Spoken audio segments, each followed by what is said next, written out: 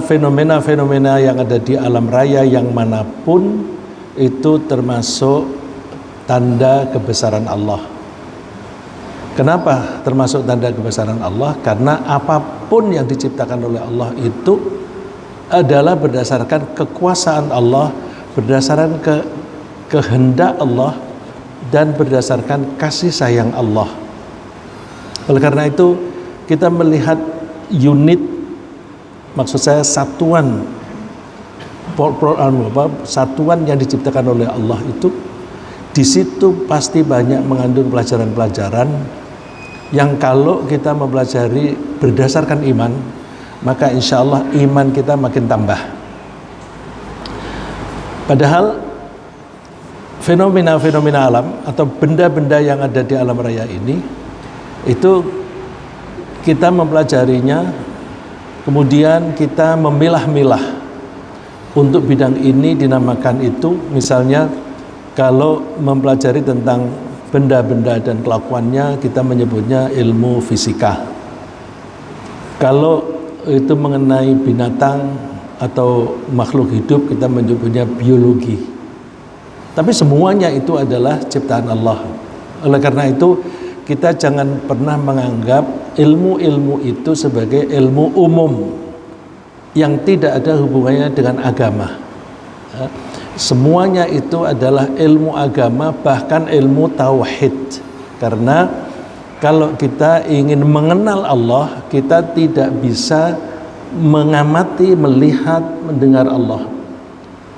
Tidak mungkin indera kita mencapai Allah. Oleh karena itu kita tidak boleh berangan-angan bagaimana bentuknya Allah, karena kita tidak pernah punya akses untuk itu. Supaya kita bisa mempelajari Allah, kita pelajari perilakunya saja, actionsnya saja. Bahasa tauhidnya kita mempelajari af'alnya Allah. Af'al dari kata fi'lun, perbuatan. Nah, perbuatan Allah itu hasilnya ya yang kita pelajari di fisika, di biologi, di kimia dan sebagainya. Oleh karena itu ketika kita mempelajari fisika misalnya, kita mulai dengan bismillah. Aku mempelajari ciptaan Allah, aku ingin tahu tujuannya Allah menciptakan ini apa. Ya, karena kita memang dianjurkan untuk meningkatkan iman dengan mempelajari fenomena dan benda-benda alam, karena semuanya itu adalah ayat-ayat Allah, termasuk nyamuk, binatang yang kecil itu juga tanda kebesaran Allah. Nah, di ayat-ayat ini Allah memberikan contoh, kita suruh mempelajari tentang binatang. Bagaimana binatang itu diciptakan. Allah hanya mendorong kita untuk mempelajari binatang itu. Tetapi Allah tidak menguraikan. Karena apa? Karena mudah dipelajari. Untuk hal-hal yang kita mudah mempelajari, Allah hanya memotivasi atau kadang-kadang hanya menyebut sebagian saja yang dasar. Kemudian selanjutnya kita suruh teruskan belajar sendiri, karena itu gampang. Seperti di sini kita suruh pelajari unta. Kemudian ayat berikutnya kita disuruh mempelajari tentang langit. Nah, beda dengan unta atau binatang, Allah menyebut tentang langit itu berkali-kali. Misalnya Allah menyebut, Allah menciptakan langit itu 7, bumi juga 7. Itu diulang-ulang terus. Karena apa? Karena sulit kita mempelajari tentang langit. Bagaimana tidak sulit? Kita ingin mencapai ke Jupiter, ada kesulitan banyak. Maka Allah menyebutkan berkali-kali, tetapi Allah ketika mengemukakan tentang langit, hanya langitnya dunia. Allah hanya membahas langitnya dunia dan langitnya akhirat. Padahal kan ada 7. Kalau ada 7 langit, 1 langitnya dunia, 1 langitnya akhirat. Ada 5 lagi. Tapi yang lima itu tidak pernah disebut oleh Allah, tidak pernah disinggung. Karena apa? Gak relevan. Kalau gak relevan ya gak usah belajar.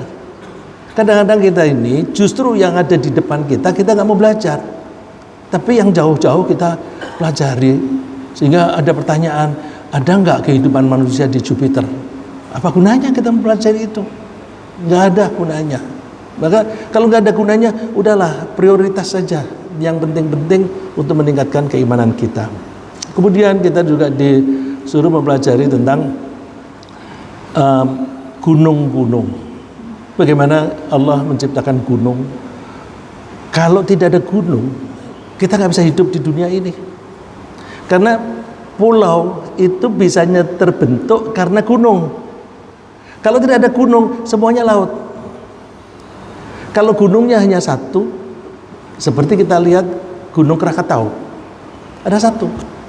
Tapi orang tidak bisa tinggal di situ karena gunungnya hanya satu dan aktif berbahaya. Nah, Allah menciptakan di beberapa tempat gunungnya banyak. Di Pulau Jawa itu gunungnya berderet dan tidak semuanya berbahaya.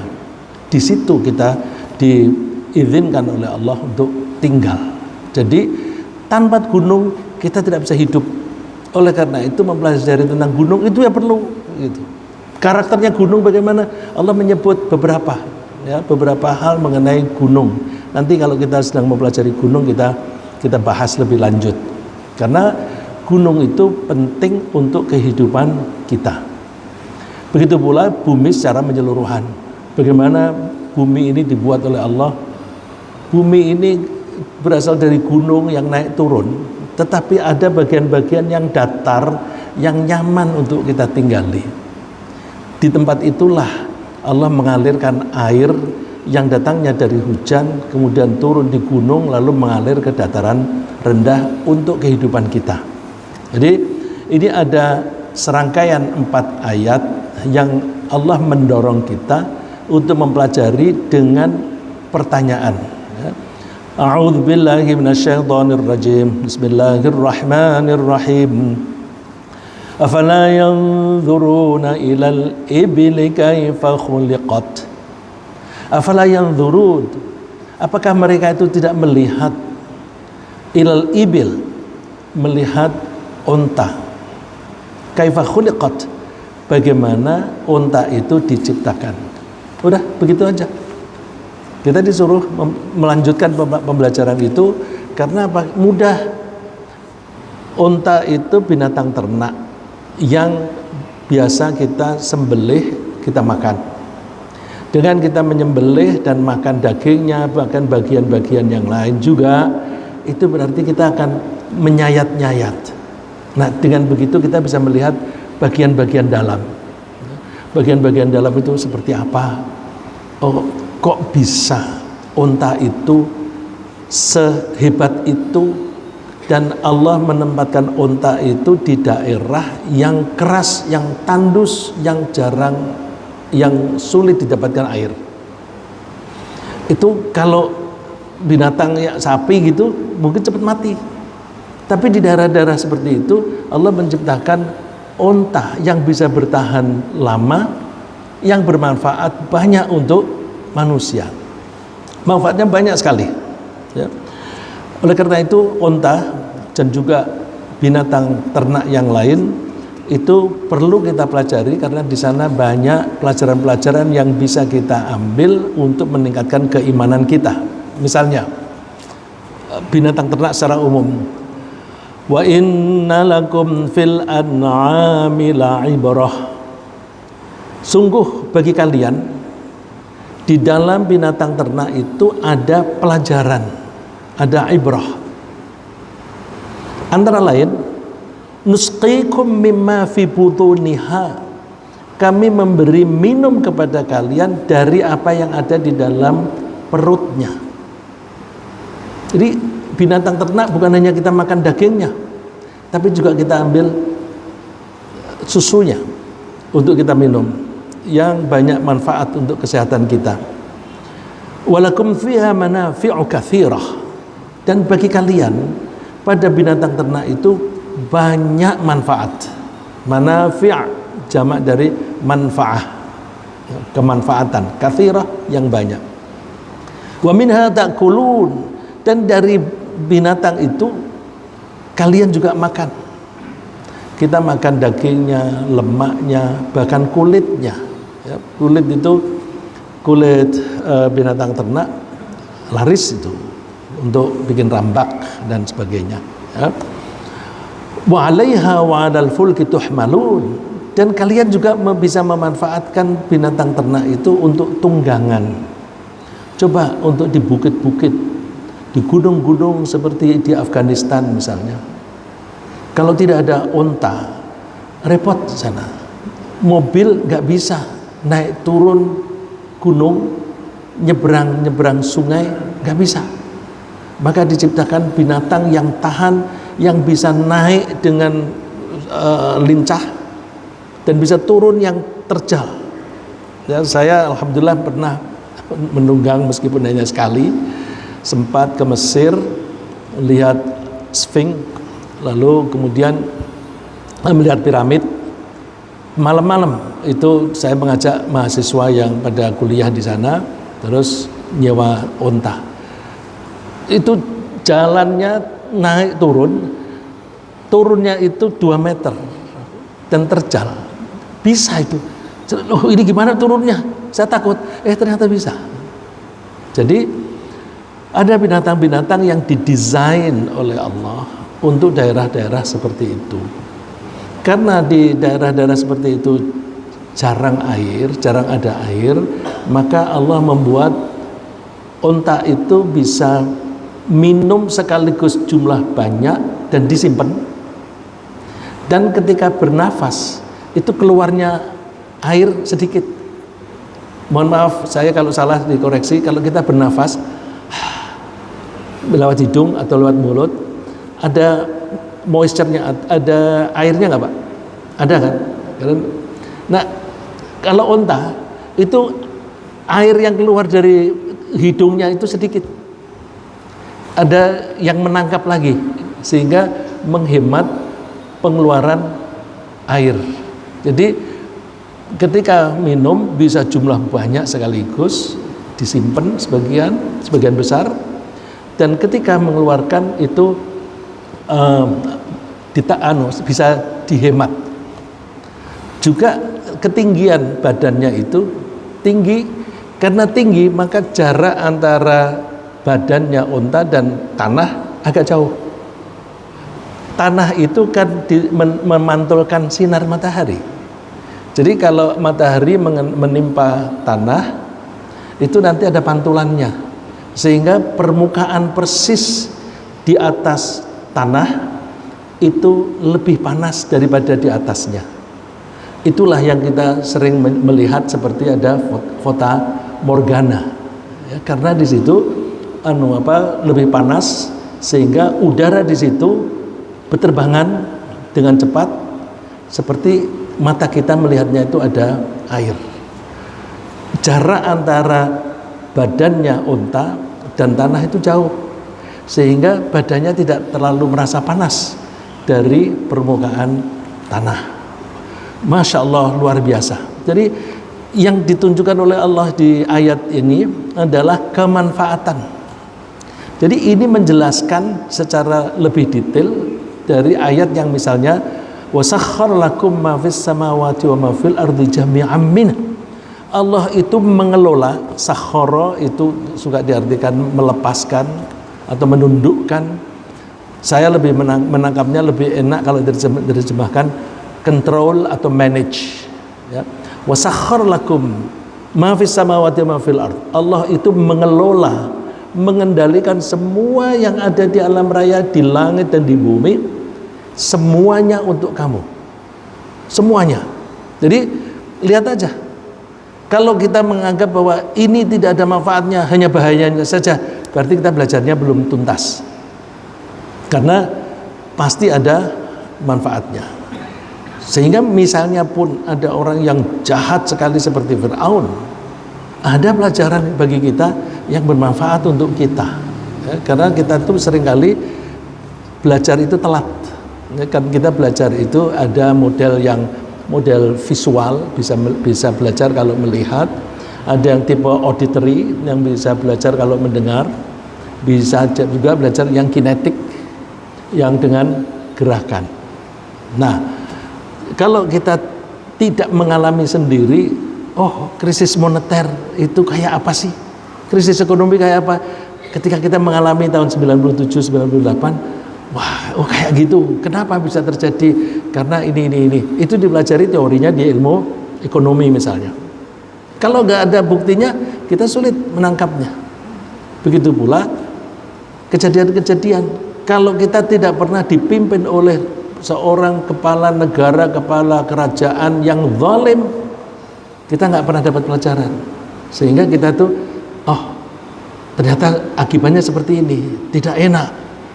Terus kita mengambil langkah, lain kali jangan pernah kita mempunyai pemimpin yang zalim. Misalnya seperti itu.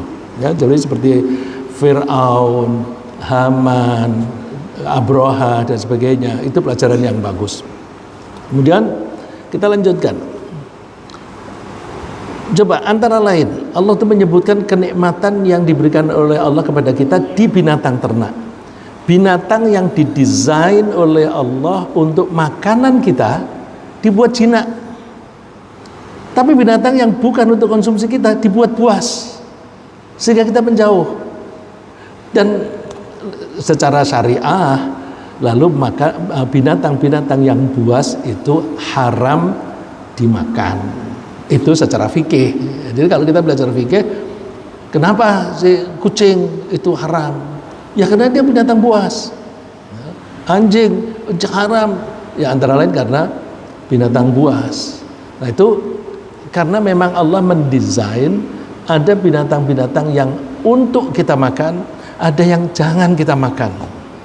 Tapi kalau Allah membuat binatang kok jahat seperti harimau, kamu melihatnya negatifnya saja. Memang harimau itu suka makan-makan binatang lain. Dalam kehidupan terutama binatang-binatang itu makan-memakan hidupnya. Makan-memakan itu bukan karena kejahatan, tapi karena kasih sayang Allah. Kalau nggak ada makanan itu, kalau nggak ada kambing, nggak ada sapi, kita makan apa? Jadi kita buat menyembelih sapi untuk kita makan. Kalau kita melihat negatifnya, oh manusia jahat-jahat itu, sapi dibantai, dipotong-potong, dimakan gitu. Kita jangan lihat hanya negatifnya saja, tapi sisi positifnya juga kita lihat. Nah, binatang yang buas itu dibuat oleh Allah untuk membuat keseimbangan populasi binatang. Binatang yang memang didesain oleh Allah untuk konsumsi kita dibuat oleh Allah sangat produktif. Sangat produktif. Kambing itu dalam waktu 5 tahun sudah menjadi berapa? Bahkan ada yang tanpa kawin pun bisa punya anak. Ya. Ayam itu produksinya cepat dan cepat besar sehingga kita bisa konsumsi. Tapi harimau kawinnya itu kalau tidak salah hanya sekali setahun. Jadi produktivitasnya rendah. Dibuat memang jarang. Tugasnya menjaga keseimbangan. Karena kalau terlalu banyak kambing, terlalu banyak bison, terlalu banyak kerbau, nanti tidak seimbang, jumlah rumputnya nggak cukup. Mereka butuh makan rumput, butuh makan daun. Kalau terlalu banyak populasinya, nanti nggak bisa. Oleh karena itu, kita melihat betapa Allah itu hebat. Nah, untuk binatang-binatang yang didesain untuk makanan kita dibuat oleh Allah jinak. Seperti firman Allah, awalam yarau anna khalaqna lahum mimma amilat aydina an'aman fahum laha malikun. Apakah mereka tidak melihat bahwa kami telah menciptakan untuk mereka apa yang telah kami lakukan, yaitu kami menciptakan binatang-binatang ternak yang bisa mereka miliki. Kita bisa memiliki binatang ternak.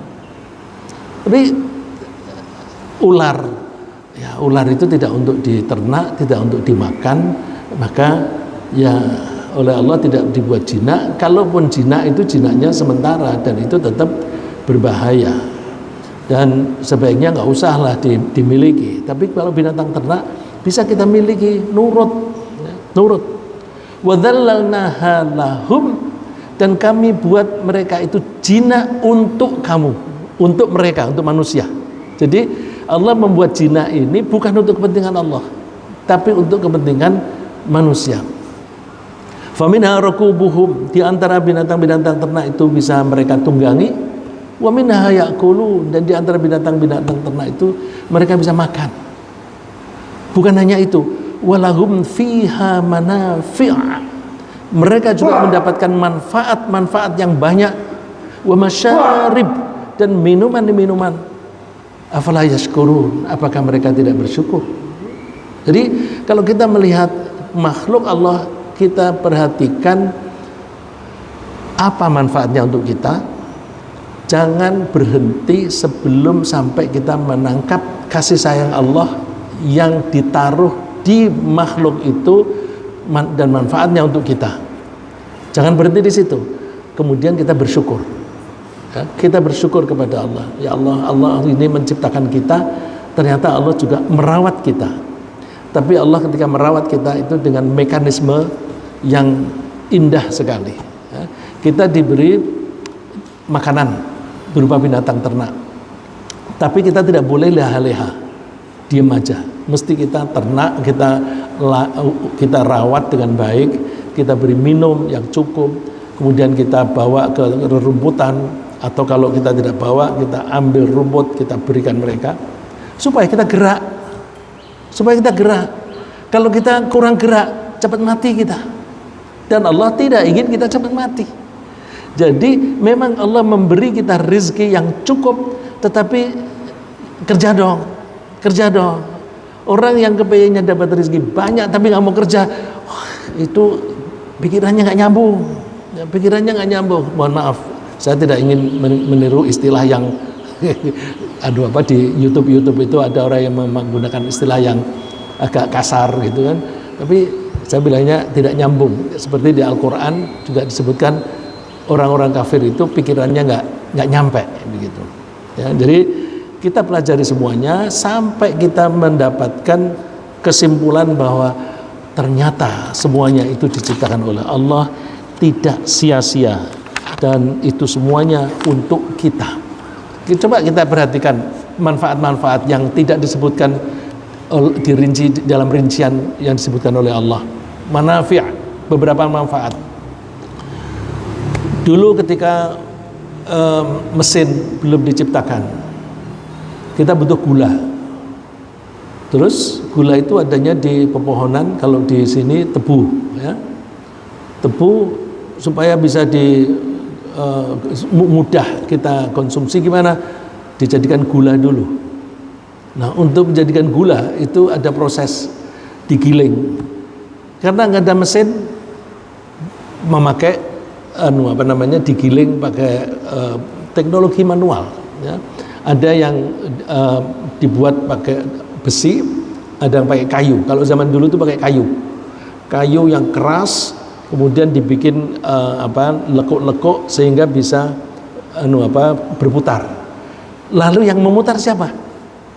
Kalau di kita kebanyakan kerbau atau sapi, ya. Kalau kita buka di YouTube, penggilingan gula secara tradisional banyak itu, ya, banyak. Oh, masya Allah. Jadi sapi, kerbau bisa dipekerjakan untuk memproduksi gula. Di sawah-sawah kita menggunakan sapi umumnya untuk menggemburkan atau untuk ploughing tanah, untuk mengolah tanah. Sekarang karena sudah ada mesin, banyak orang menggunakan bulldozer, traktor, ya. Ada yang ukuran kecil, ada yang ukuran besar, ada yang dibuat sendiri dengan mesin diesel, kemudian dikasih rantai dan roda. Masya Allah. Jadi karena kalau pakai sapi dan kerbau nggak cukup binatangnya, karena konsumsi kita makin hari makin banyak gitu, ya. Jadi manfaatnya banyak sekali. Kita lanjutkan kemanfaatan binatang ternak. Wa innalakum fil an'amil ibrah. Bagian awalnya ini sama dengan yang tadi. Di dalam binatang ternak itu ada pelajaran untuk kalian. Nusqikum mimma fi butunihi wa min baini nusqikum mimma fi butunihi min baini farthi wa jamil labanal khalisan sa'ighal lisyaribin. Kami memberi kalian minum susu dari binatang ternak itu. Tempat produksinya antara dua barang yang kotor, antara pengolahan makanan, apa itu namanya, usus pengolah atau digestion system itu, dan darah yang kita kalau makan mengkonsumsi itu nggak tega ya. Apalagi yang kotoran.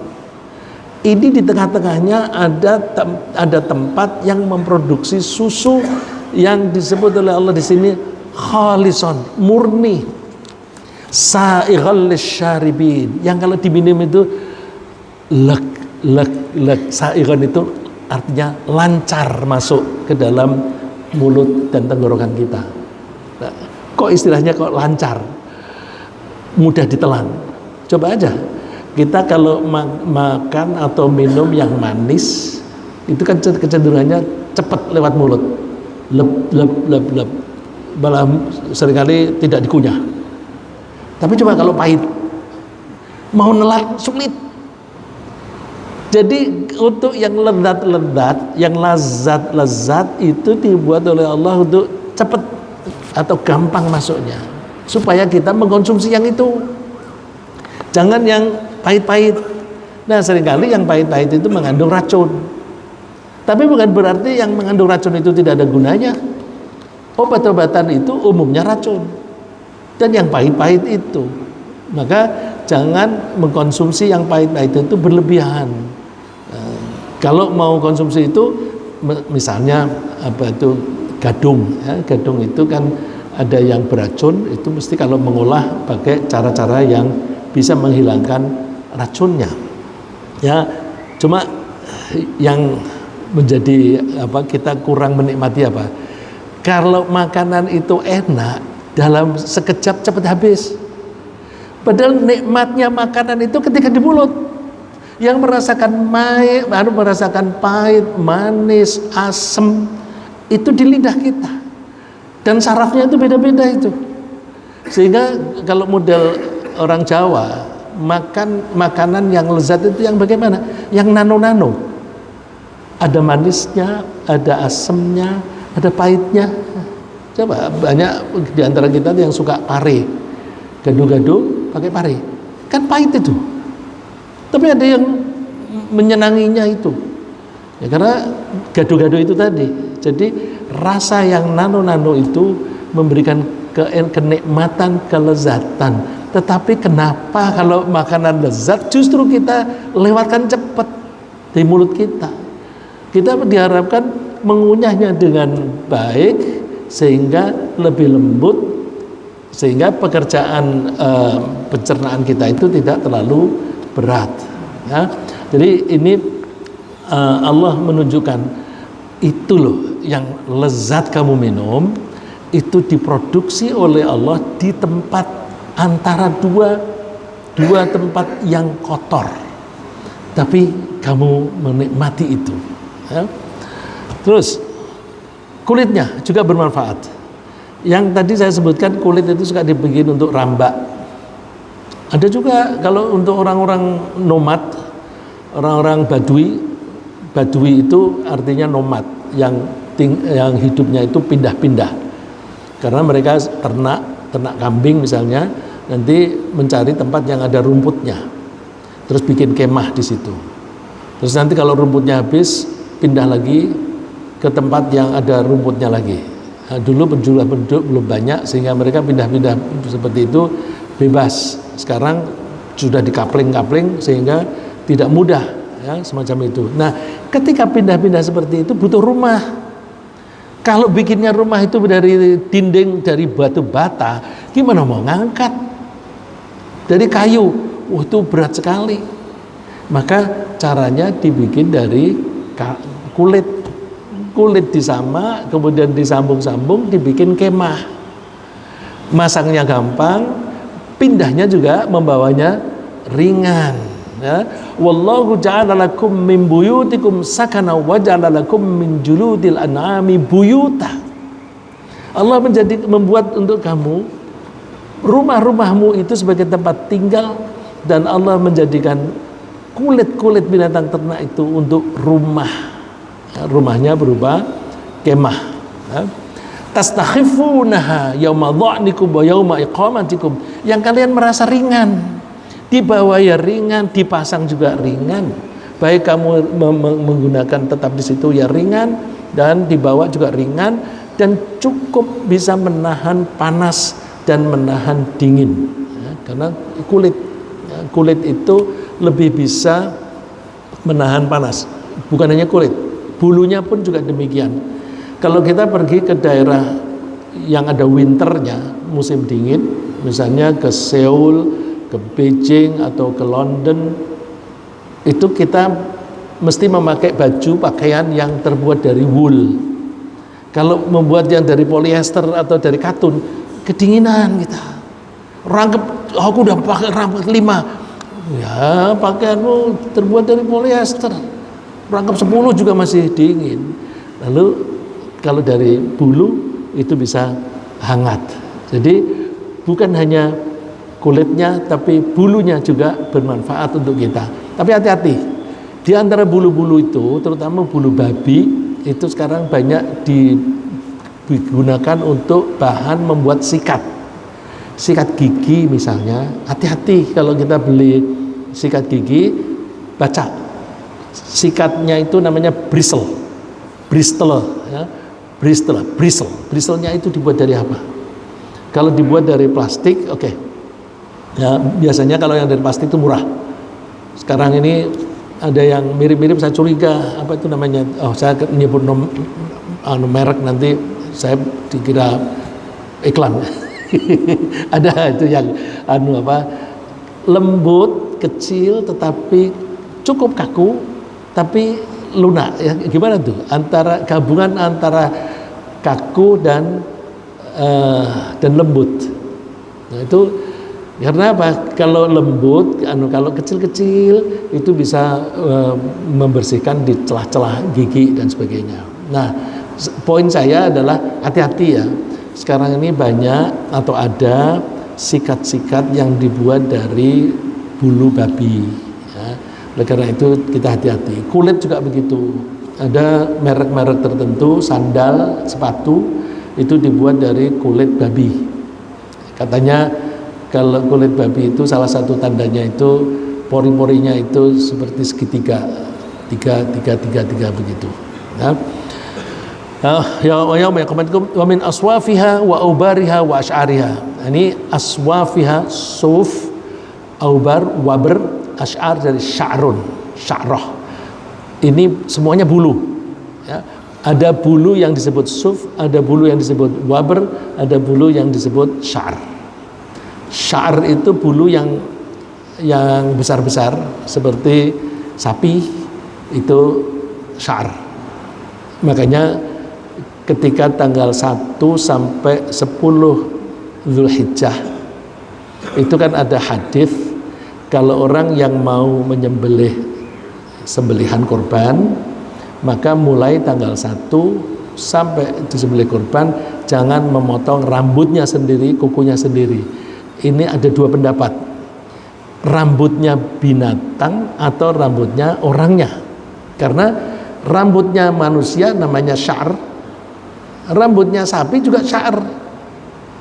Oleh karena itu pemahaman itu sebenarnya yang tidak boleh itu orang yang tidak boleh itu memotong rambutnya sendiri atau rambutnya sapi, kambing. Dia kukunya sendiri atau kukunya binatang. Ada dua pendapat. Sejak zaman sahabat ada dua pendapat. Jadi kita nggak usah berantem. Ya. Sejak zaman sahabat saja itu ada dua pendapat, itu kukunya sendiri, ada yang pendapat kukunya binatang. Dua-duanya masuk akal. Nah, tapi coba bandingannya gini. Ada hadis yang menyebutkan bahwa orang yang menyembelih binatang untuk korban, binatang itu nanti akan didatangkan, nih yang kamu sembelih. Kalau sebelum disembelih, misalnya biri-biri, diambil dulu bulunya. Nah, kamu mata duitan, kamu pelit. Kalau kamu berkorban itu ya semuanya utuh begitu. Makanya kita kan tidak boleh menjual bagian dari binatang itu. Jadi karena ada hadis itu, maka ada ulama yang berpendapat bahwa itu kukunya binatang, bukan kukunya sendiri. Dan juga misalnya argumentasinya, kalau itu kukunya sendiri, hukumnya apa? Berpengaruh nggak? Nggak apa-apa sih dipotong, jadi paling makruh. Tapi kalau kukunya binatang atau bulunya binatang, itu berpengaruh terhadap pahala nanti di akhirat. Jadi ya kalau kita mau jalan tengah, ya udah, nggak usah motong kukunya sendiri, nggak usah motong kukunya binatang, nggak usah motong rambutnya sendiri, nggak usah motong rambutnya binatang. Itu kalau mengambil jalan tengah. Tapi bahwa perselisihan itu sudah ada sejak zaman para sahabat. Kalau ada perselisihan begitu, kita nggak usah berantem. Ya, kalau supaya tidak berantem gimana? Ketahui dua-duanya. Orang biasanya berantem itu kalau yang diketahui hanya satu. Ini tahunya satu ini tahunya satu ini, lalu terus berantem. Kapan kita rukun orang Islam? Gitu, ya. Kemudian anjuran untuk bersedekah. Allah itu mendorong kita untuk menyembelih binatang untuk sedekah dengan menggunakan momentum-momentum.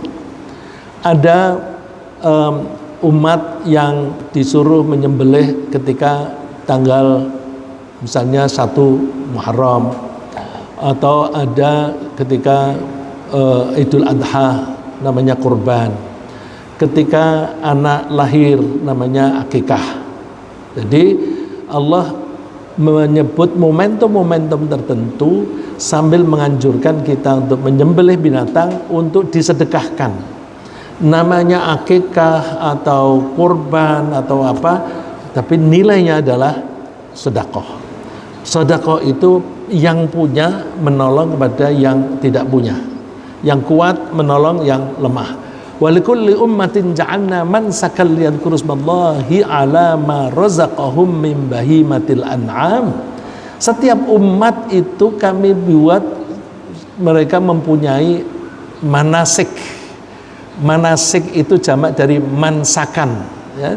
Di sini sebutnya mansakan. Manasik itu ritual-ritual untuk menyembelih binatang untuk sedekah, supaya kalian ingat kepada Allah yang berkaitan dengan rizkinya Allah, yaitu bahimatul an'am, binatang ternak.